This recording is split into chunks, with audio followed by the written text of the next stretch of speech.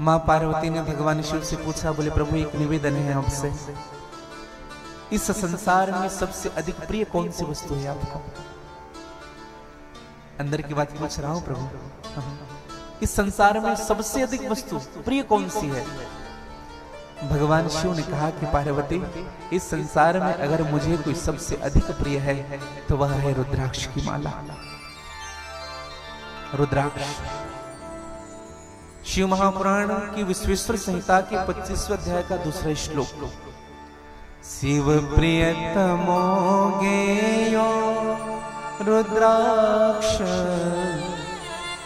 शिव प्रियतमो गेयो रुद्राक्ष परः पावनः, और दर्शनात् स्पर्शनात् जाप्यात् सर्व पाप हरः। केवल दर्शन मात्र से, हाँ, एक बार भगवान शिव जी आंख बंद करके बैठे हुए हैं। रुद्राक्ष की उत्पत्ति ध्यान से सुनिएगा। हाँ, भगवान शिव आंख बंद करके बैठे हुए थे, चिंतन कर रहे हैं संसार के बारे में, और भगवान शिव को चिंतन करते करते चिंता होने लगी। और जब चिंता होने लगी तो दिव्य सहस्त्र वर्षों तक भगवान शिव आंख बंद करके बैठे हुए हैं एकाग्र मन से। मन क्षुभित हुआ और भगवान शिव के आंखों से अश्रु बिंदु नीचे गिरा, और जब वह बिंदु पृथ्वी पर टपका, जिस स्थान पर गिरा मेरे भाई बहन, उसी स्थान पर रुद्राक्ष के बीज उत्पन्न हो गए, और उसी स्थान से रुद्राक्ष का जन्म हुआ है। यह रुद्राक्ष की महिमा बताई गई। अच्छा, रुद्राक्ष होता कैसे, विचार करिएगा। रुद्राक्ष न चपटा होता है न लंबा होता है। ध्यान से सुनेंगे। हम लोग जो रुद्राक्ष पहनते हैं, ऑनलाइन शॉपिंग कर करके मंगा रहे हैं, सोने में डाल डाल करके, चांदी में डाल डाल करके पहन रहे हैं। ध्यान से सुनिएगा।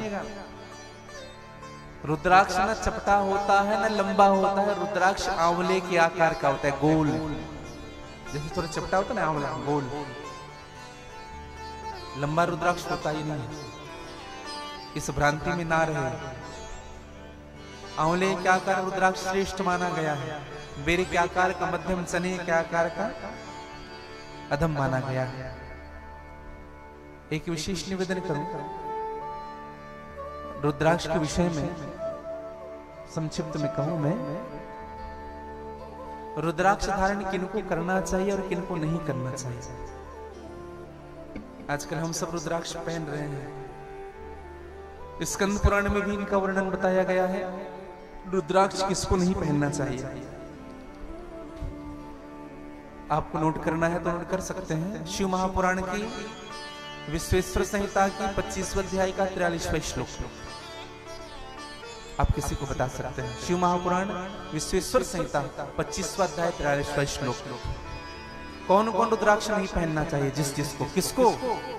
कंडीशन बताया गया है। मध्यम मांसम तूलसुनम पांडुम शीघ्रमेव च। मध्यम अर्थात शराब पीने वाले को रुद्राक्ष नहीं पहनना चाहिए।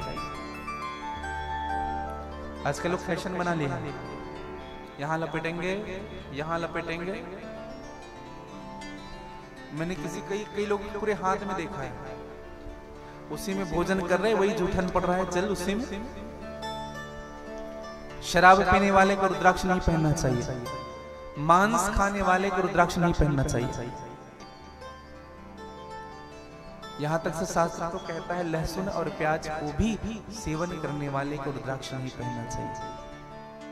हाँ, श्लेष मातकम बिटवाराम, जंगली सुअर खाने वाले को रुद्राक्ष नहीं पहनना चाहिए भैया। अगर ये कर रहे हैं तो भक्षणे वर्जये तथा, छोड़ देना चाहिए। हाँ, ना पहने। विशेष रूप से मैं निवेदन करूं।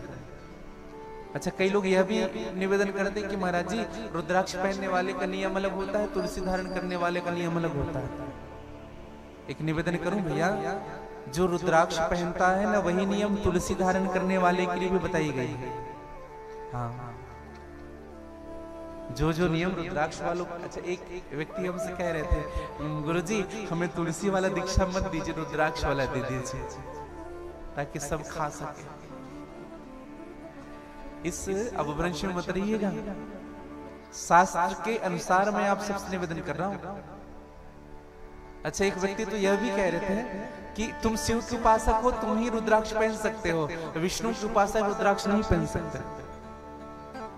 सरोवरा में कथा हो रही थी तो हमारे एक शिष्य आए और कहा, गुरुजी एक पंडित जी बता रहे थे कि आप रुद्राक्ष नहीं पहन सकते, क्यों? आपने वैष्णव दीक्षा ली है, तुलसी की को धारण किया है। हमने कहा शायद पंडित जी कहीं से पढ़े रहे होंगे, लेकिन शास्त्र अब आपको भ्रम जी को बताइएगा कि शिव पुराण भी इसी बात को कहता है। शिव पुराण की विश्वेश्वर संहिता के 25वें अध्याय का 62वां श्लोक भी इसी बात को कहता है कि रुद्राक्ष की माला कौन कौन धारण कर सकता है, कौन कौन पहन सकता है? विष्णु आदि देव भक्तास्य धारयेयुर्नः संशयः रुद्र भक्तो विशेषेण रुद्राक्ष धारणेत। भगवान विष्णु की उपासना करने वाले भी रुद्राक्ष पहन सकते हैं, भगवान गणेश की उपासना करने वाले भी रुद्राक्ष पहन सकते हैं, भगवान सूर्य की उपासना करने वाले रुद्राक्ष पहन सकते हैं, और मेरी मां शक्ति की उपासना करने वाले रुद्राक्ष पहन सकते हैं। विष्णु का मतलब कृष्ण भी है, राम भी है। ध्यान से सुनिएगा। हाँ, जो चीजें नहीं पता होती उनको कभी बोलना मत, नहीं कहना चाहिए। जिस चीज का ज्ञान नहीं होता मत कहिए। निवेदन करूं मेरे भाई बहन, रुद्राक्ष धारण किया जा सकता है भगवान विष्णु के उपासक वैष्णव जन भी। हाँ, लेकिन कुछ नियम है भैया रुद्राक्ष धारण करने के। मासिक धर्म में रुद्राक्ष वर्जित है, सदैव ध्यान रखिएगा। स्त्रियां रुद्राक्ष धारण करती है, मासिक धर्म में वर्जित है रुद्राक्ष। हाँ, अपवित्रता नहीं होनी चाहिए रुद्राक्ष जब धारण करें। और रुद्राक्ष पहना जा सकता है एक साथ, तुलसी और रुद्राक्ष एक साथ धारण किया जा सकता है।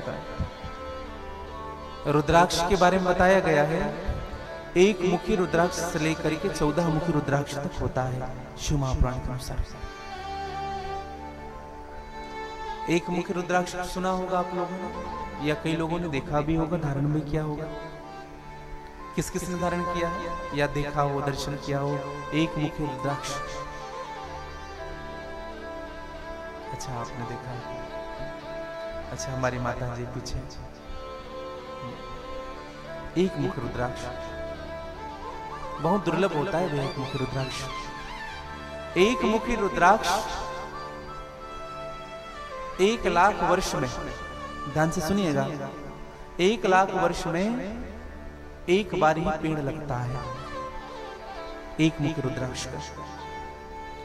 अपने पूरे जीवन काल में उस रुद्राक्ष के वृक्ष में 3 बार ही फल लगता है। 3 बार, 3 ही फल लगेंगे उनमें।